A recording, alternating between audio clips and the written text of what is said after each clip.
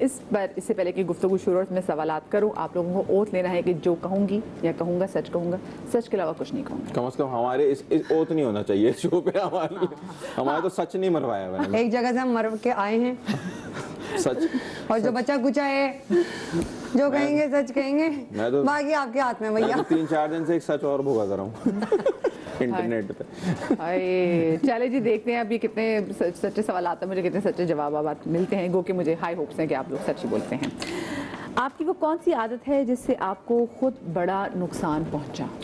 पहले आप बताइए। बर्दाश्त कम है मेरे अंदर, और जो बात समझ में आई फिल्टर नहीं है बोल देता हूँ, चाहे लोगों के सामने हो चाहे वो सोशल मीडिया पे हो, और वो ज़माना ही नहीं है। मैं तो ये लोगों को टिप दूंगा, मैं तो ज़िंदगी निकल गई मेरी, अब कितनी भी रह गई, अब डिस्ट्रक्शन हो चुकी है। तो आप जो अब आ रहे हैं कुछ बोलने की ज़रूरत नहीं है, बस चुप हो जाए, मुनाफिक बने मुनाफिकों का दौर है। आपको क्या लगता है कि कौन सी ऐसी आदत जिसने आपको बहुत बड़ा नुकसान पहुंचाया? हर एक में अच्छाई ढूंढना, ये भी अच्छा है, ये भी अच्छा है। तभी तुम्हें चश्मा लग गया। तो भी फायदा नहीं हो रहा।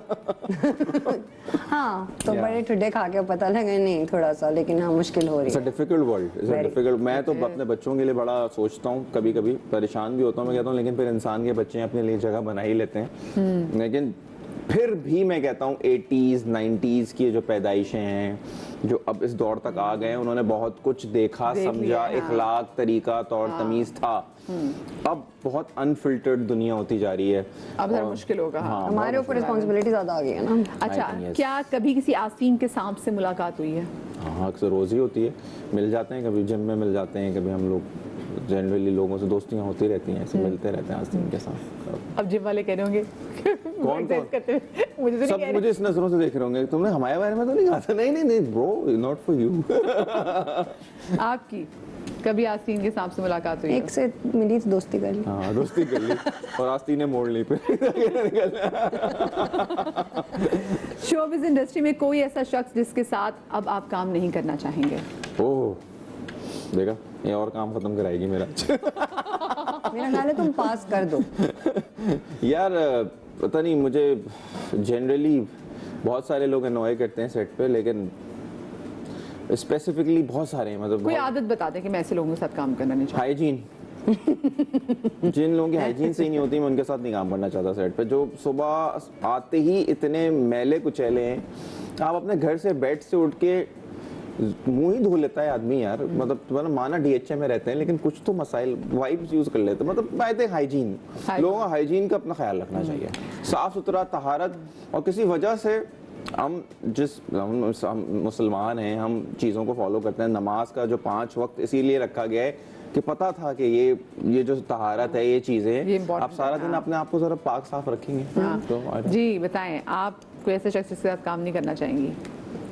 नहीं ऐसा काम नॉट अ प्रॉब्लम। मैं काम किसी के साथ भी कर सकती हूँ। इग्नोर कर देती है, सारा दिन बात ही नहीं करती। हाँ जैसे वहाँ इवन रियलिटी शो पे भी मुझे अब मशहूर हो गई थी ना थिक स्किन, कि भैया क्यों थिक स्किन, हमारे को भी तकलीफ होती है बट नहीं I can work. I think वो हमारे यहाँ राय बना लेते हैं कि अगर अपना आप दिखाने की कोशिश कर रहा है तो रूड है। हाँ नहीं, लेकिन मेरा ख्याल है मैं हर एक के साथ काम कर सकती हूँ। तुम्हारे साथ भी तो कर ही लिया ना मैं। हमने भी किया भाई। यार आप लोग दोस्त हैं? हमें तो लग रहा था कि दोस्त आ रहे थे। दानिया उस टाइप की दोस्त है कि आपको दुश्मन की जरूरत नहीं। ओके। जिंदगी में कभी कोई ऐसा वक्त आया जब आपको लगा कि मैं खुद अपने लिए काफी हूँ? ओह यस, मैंने अपने फादर का जो इंतकाल का पीरियड था, उससे पहले जो 1 साल बीमार थे, वो उस पर मुझे ऐसा लगा कि I am capable of doing a lot. और उसकी वजह से आई थिंक आज तक मैं बहुत सारे लोगों के उस तरह से काम आ रहा हूँ। जिस तरह से बीमारी में मैंने वो जो पूरा पैटर्न बनाया ना उनका, घर पे बहुत अच्छा ख्याल रखा कि मशीन से लेके टेस्ट से लेके चीजें करने से लेके, तो वो सब कुछ इतना एक ऐसा पैटर्न बन गया कि वो दूसरों के काम आ रहा है। वो मतलब देखा अंकल का रूम ना, एक वो हॉस्पिटल टाइप ही था, सब चीजें थी उसमें, सब थी। हाँ आई थिंक किसी के भी अम्मी अब्बू का इतना सा भी कोई होता है ना, नवीद सबसे पहले वहाँ पहुंचा हुआ होता है, चाहे वो हल्का सा जानता। हाँ बिल्कुल, ये इसकी पर्सनालिटी का हिस्सा बन गया। यस, वो मुझे अब ऐसा लगता है कि माँ बाप का जब जरा सा भी कुछ होता, अभी दोस्तों में भी, अभी और ये अंकल के जाने के बाद अंकल, हाँ पहले भी था, पहले भी मैं इतना करता था, लेकिन अब मुझे ऐसा लगता है रिस्पॉन्सिबिलिटी ना हो। जैसे अभी जाज भाई हमारे बहुत अच्छे दोस्त हैं, उनकी वालदा का इंतकाल हुआ 2 दिन पहले, सबसे पहला फ़ोन करके मैंने यही बोला, मैंने कहा यू जस्ट रिलैक्स, कब्रिस्तान चीज़ें वीज़ें सब हमने 1 घंटे में कर आके फारिग कर दिया। हमने कहा आप इन सब चीज़ों से निकल आए, क्योंकि मुझे पता है ये सारा भी बड़ा एक स्ट्रेस होता है आपकी ज़िंदगी में अगर आपसे ग्रीफ से इर्द-गिर्द लोग करने वाले ग्रीफ को अपने देखो या ये सब, क्योंकि वो दिन जो होता है ना बड़ा आपका नमनेस का दिन होता है। मुझे आज तक मैं इतना विजिलेंट, इतना चीज़ों को ऑब्जर्व करने वाला आदमी हूँ, लेकिन मैं बता रहा हूँ जिस दिन मेरे फादर का रात को इंतकाल हुआ है और उसके अगले दिन रात तक मुझे वो दिन ही नहीं याद है। मैं ये हल्फिया कह सकता हूँ, मुझे दिन नहीं याद, मुझे वो लोग नहीं याद जो आए थे, मुझे नहीं याद उस दिन में मैंने क्या किया था। और आई डोंट नो ऐसा कैसे हुआ, कैसे हुआ हाँ, ऐसा? लेकिन चीजें सारी होती गई, बहुत अच्छी चीजें होती नहीं सारी। कुछ नहीं याद मुझे। कभी कभी मुझे बस वो ग्लिम्स आते हैं कि यार वो आया हुआ था, फिर मैं किसी पूछता हूँ तो मैं आए थे ना, उसको कहता या हाँ, कोई बात याद कराए तो तुम्हें याद आता होगा, हाँ ये हुआ था, यूर सॉर्ट ऑफ, हाँ इसी को ग्रीव कहते हैं। और मुझे लगता है उनके तुम ऑटो इंतकाल, पायलट पे चले गए ना। ओह यस, और मुझे लगता है उनके इंतकाल के बाद जो ग्रीफ होता है ना वो आपको 5-10 साल एज करवा देते हैं आगे, आप एक्चुअली बुढ़े हो जाते हैं। आप बहुत बड़े हो जाते हैं। ये मैंने भी अपनी अम्मी के बाद वो देखा। एक कभी कभी आपको लगता है कि यार मजा नहीं आ रहा, हाँ, you don't enjoy life anymore, पता, लेकिन मुझे ऐसा लगता है हर एक ऐसा फील भी नहीं करता जैसे ये करता है। लकी होते हैं अगर ऐसे हाँ करीब हो ना तो बाकी पेरेंट्स ऐसा, भी हाँ। जिनके बच्चे ऐसे हों, हाँ, है ना। आपको लगता है कि कोई ऐसा वक्त है जो आपको पता लगा कि यार मैं अपने लिए काफी हूँ, आई कैन डू इट? एक तो अभी जिस रियलिटी शो से आए हैं Oh, एकदम yes. बिंदास हमको लगा ये- उस वक्त ना मियाँ ना बच्चे ना अम्मा ना अब्बा, आई थिंक वो। But on a serious note in life I think जो मेरा टाइम था as a single mother at that point, but उसमें मेरे पेरेंट्स का भी हाथ है कि उन्होंने इतना फ्रीडम और इतना कॉन्फिडेंस दे के रखा हुआ था। हमने कहा उन्होंने और भी दानिया की एक बहुत मजे की बात जो आई एम श्योर लोगों को शायद ना इतना पता हो, she started with the production management. ये प्रोडक्शन के मतलब प्रोडक्शन मैनेज करती Behind the camera. Behind the camera. Yeah. तो उसने वो इतना मुश्किल काम किया हुआ है कि एक्टिंग तो फिर इजी हो जाती है बाद में। But that was what I wanted to start. Like हमारे यहाँ लोग जाते हैं acting school. Even you worked for Ijaz भाई आल्सो, सबसे पहला मैंने काम ही इजाज भाई के साथ किया था। उनकी Yes. प्रोडक्शन मैनेज की है इसने। ओके, जबरदस्त। कभी किसी ने आपके एतमाद को ठेस पहुंचाई और अब आप किसी पर भरोसा करते हुए 10 बार सोचते हैं?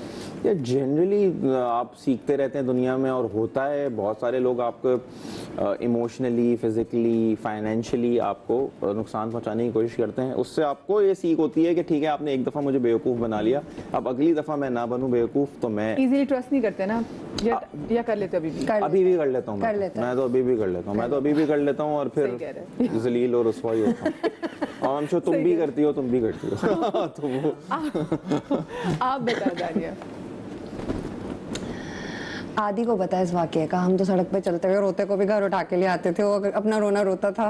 लाइक लिटरली एक लड़की थी जो मुझे मिली और उसके हाथ में वो कुछ किताबें थी, कहती ये है देखिए मेरे साथ ये हो गया, अब मैं तो सिर्फ अपना कपड़े चेंज करवा दें। मैं कहा आ जाओ। रात को एक लड़की हम घर ले गए उसको, अननोन। अननोन। मैंने ऐसा बहुत किया है। ये तो वो वाकया है जिसके बाद मैंने कहा दानिया बस। अच्छा, आगे फिर घर आप उसको लेके मैं घर ले आई, मैंने उसको कपड़े दिए, उसको नहलाया धुलाया सब। उसके बाद मैंने कहा आज रात गुजार लो, कल चली जाना। कल उसने एक दिन और मांगा, फिर परसों एक दिन और मांगा। अब हम काम पे भी जा रहे हैं लेकिन उसके लिए ऑर्डर करके हम भिजवा रहे हैं। हाँ भाई, घर पे वो सेटल हो गई। फिर हम उसके हाथ पैर जोड़े कि भैया देखो हमने तो तुमको आसरा दिया था, अब नेक्स्ट क्या कहती? नेक्स्ट तो कुछ नहीं।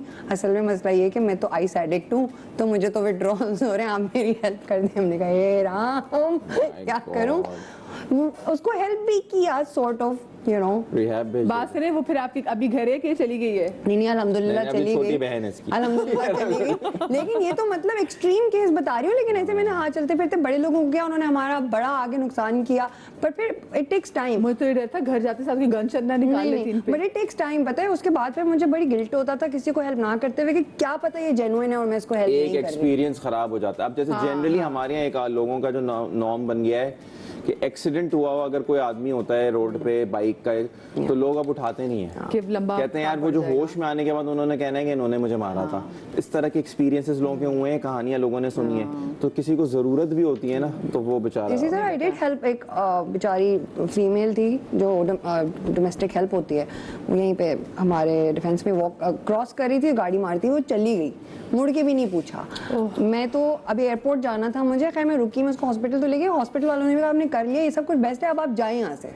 मतलब उन्हें भी पता है कि ये चीज हाँ। कितना लेकिन return सैडली आती है। क्यों हमने ऐसा माशरा बना दिया है, क्यों हमने ऐसा एक नॉर्म बना दिया है कि नेकी करते कि हुए आप जब सोचें नेकी कि करने के बाद आपको उन चक्करों में फंसना पड़ेगा, रिश्वतों के, सोर्सेस के, कि आपको यहाँ से निकलने के लिए भी अब 10 फोन करने पड़ेंगे। यार मैं तो एक आदमी को रोड से उठा के हॉस्पिटल लाया हूँ। उसके बाद जो आपके चक्कर लगते हैं फिर आप मुझे ये साबित करना पड़ेगा कि मैं क्रिमिनल नहीं हूँ या मैंने ये एक्सीडेंट नहीं मैंने किया। मारी इनकी गाड़ी, हाँ। ये क्या बात है यार। जिंदगी का अब तक का सबसे मुश्किल फैसला? जिंदगी अब तक मुश्किल फैसला, सबसे मुश्किल फैसला। वाह यार, आई डोंट नो, मैंने जिंदगी में कभी कोई रिग्रेट ही नहीं किया। मुझे नहीं ऐसा लगता कोई मेरा जिंदगी का मुश्किल फैसला है। मैंने हमेशा जो कुछ भी किया है वो एंजॉय किया है, बगैर सोचे समझे किया है, और बाद में उसके कॉन्सिक्वेंसेस और चीज़ें देखी हैं। लेकिन उससे पहले मुझे ऐसा नहीं लगता कि यार ये जो करने जा रहा हूँ ये बहुत मुश्किल होगा, मैं कर लेता हूँ, बस गो विद द फ्लो। कोई ऐसा मुश्किल फैसला जो आपने जिंदगी का, जो आपको है कि हाँ ये मुश्किल था मेरे लिए? रिग्रेट तो नहीं करती, बट फर्स्ट डिवोर्स वो मेरे लिए वाकई मुश्किल था। तब मुझे रियलाइज हुआ कि हम कह देते हैं ना इतना मुश्किल है तो तलाक ले लो, उस वक्त आप कहते हो अच्छा ये सोशल प्रेशर्स और हाँ, बट उसके अंदर फिर अगेन वही मम्मा फैमिली की जो सपोर्ट, पहले तो बताया ही नहीं था for the longest time, when I did तो मम सेड कि ठीक है आपने कर लिया ना सब। And if you feel comfortable तो आई एम वेरी कंफर्टेबल। तो आप रीजन उसमें बता सके आपने जो शादी में डिवोर्स आपने क्यों ली थी? Only if you feel comfortable. हाँ, I am comfortable, why I want to, I always talk about it, I am open is कि it will help other people ना। So the thing is initially कुछ चीजें नजर आई, but थोड़ा सोचा कि you no आप जैसे होता है ना Red प्यार flags नजर देते आते हैं, हो सब सही हो जाएगा, you have kids involved also, but वो चीज़ खराब से खराब होती गई and then he got on to drugs. हल्के हल्के करते करते करते वो फिर ज़्यादा भी होते गए। But I will also tell you something I have learned, drugs एक बहाना होते हैं, अंदर का आदमी आपका वही निकल रहा होता है जो आपके अंदर है। सो वो चीज़ बहुत मुश्किल हो गई थी, बच्चों के लिए भी बहुत मुश्किल हो गई थी, सर्वाइवल बहुत मुश्किल हो गया था। स्केप भी होता है मुझे लगता है, पर्सनल अपनी अपनी जिम्मेदारियों से स्केप लेने के लिए मेनली वो वही था, because even after I took a separation it was said कि यू नो कि हाँ ये जिम्मेदारी। शादी से पहले पता था that he is into drugs? नहीं, he was not into drugs, socially आहिस्ता आहिस्ता। हाँ, वो जो हल्का फुल्का नहीं आजकल हर कोई चरस पीना है फलाना पीना है करते करते करते वेंट टू हेरोइन। ओके, सो और इफेक्ट देखो बच्चे इफेक्ट होते हैं तो इफेक्ट हो जाएगी। हाँ, तो was he abusive? Very very, वो फिजिकली एंड मेंटली दोनों अब्यूसिव थी, because then you know he was not earning, I was the one who was earning. फिर कहाँ से आएंगे पैसे, फिर उसके लिए फाइट करना, अगर आप उसके लिए स्टैंड लें तो आगे से फिर वो होता है। फिर उसके अंदर ये भी होता है कि जितना आप डिफेंड करेंगे उतनी ज्यादा होती रहेगी आगे से। सो वो एक मुश्किल था, ये भी सोचना। लड़कियों के लिए वाकई थोड़ा मुश्किल होता है। मैं छोटी सी ब्रेक सिंगल वापस आते हैं। पेरेंट एक तरीके से बच्चे तुम ही पाल रही हो। हाँ।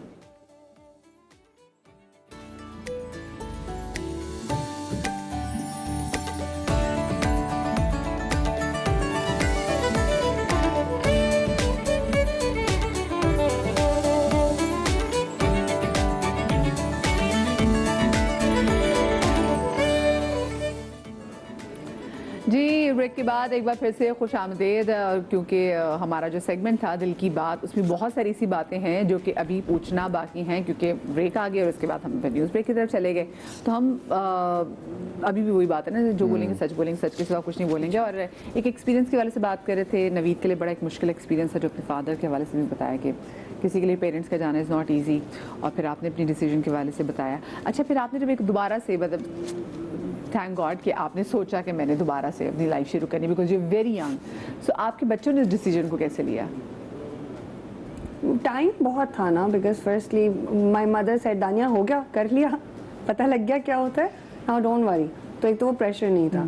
फिर when I met with my current husband at that time, एक अच्छा इंसान था, ठीक है। So before even we thought of taking it further, हमने पहले बच्चों को इन्वॉल्व किया। सो वो इतनी हो गई थी कि बाद में बच्चों ने कहा कि मम्मा आप कर लो शादी, और क्या चाहती हो। क्यों, यानी कि बच्चों से इतनी दोस्ती थी कि बच्चे भी, और अच्छी बात है बच्चे सोच रहे थे, yes. तो जरा मुश्किल है आपके लिए, ऐसा नहीं हुआ। And how was it for him, for your husband? ये तो वैसे उन्हीं से पूछना चाहिए। नहीं, but it is actually a very good companionship, good family system. और मतलब ऐसा है कि you know with him I think वो जो एक फॉर द लॉन्गेस्ट टाइम है सिंगल मदर जो रिस्पॉन्सिबल एक लाइफ गुजारी है, with him I can let go, वो रिस्पॉन्सिबिलिटी ले लेते हैं। अभी जैसे मैं गई हुई थी रियलिटी शो में, the kids were with him, और